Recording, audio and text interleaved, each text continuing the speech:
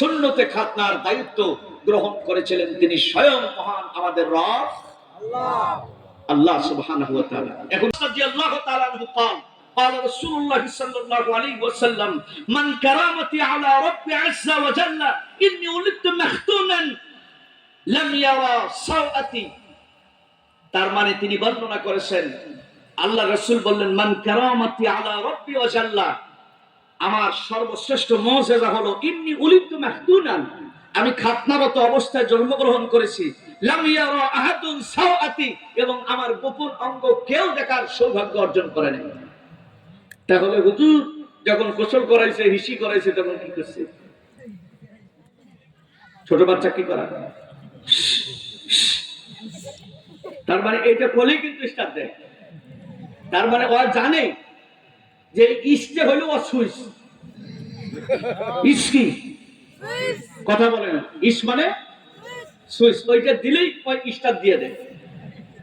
একদিন আমি দেখতেছি একটা বাচ্চাকে এরকম করে তুলে দিছে, ওই দুটো স্টার্ট দিছে, একদিন যা স্টার্ট দিছে অল্প করে।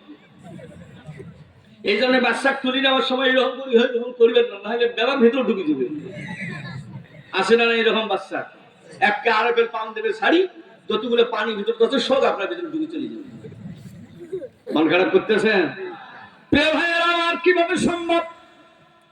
মুফাসসিরিন ইকরাম বর্ণনা করেছেন, আল্লাহর নবীর চেহারা মোবারকের ভিতরে, গোপন অঙ্গের ভিতরে জন্মগ্রহণ করার সময় যদিও কোনো কাপড় ছিল না, আল্লাহ রাব্বুল আলামিন আপন কুদরতে এমন একটা আলোর ব্যবস্থা করে দিয়েছিলেন, যে আলোটার দিকে তাকালে চোখ কারেন্টের ঝালাইয়ের মতো ঝকঝক করতো, চকচক করতো, কিছু দেখা যেত না, চোখটা আলোয় ভরপুর হয়ে যেত।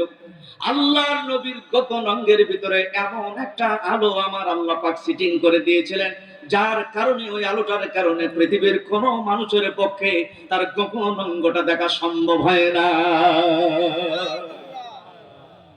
সুতরাং এই পৃথিবীতে যিনি সুন্নতে খাতনার দায়িত্ব গ্রহণ করেছিলেন তিনি স্বয়ং মহান আমাদের রব আল্লাহ সুবহানাহু ওয়া তাআলা। এখন কুদরতি ভাবেও অনেক উম্মতে মুহাম্মাদের সুন্নতে খাতনা আল্লাহর পক্ষ থেকে হয়ে যায়। আমরা এটাকে অনেকে বরকত মনে করি, হ্যাঁ হতে পারে, আলহামদুলিল্লাহ, সেটা হতে পারে, কারণ আল্লাহ এটা দিয়ে বোঝাতে চাচ্ছেন যে তোমরা হয়তো জানতে পারো, তোমরা হয়তো ভুল গবেষণা করতে পারো যে আমার নবীর সুন্নতে খাতনা করতে আমি ব্যর্থ, কিন্তু তা না, তোমার সন্তান দিয়ে বুদ্ধি করে দেখো যে আমি আল্লাহ সার্থক, কুদরতি ভাবে কি সার্থক।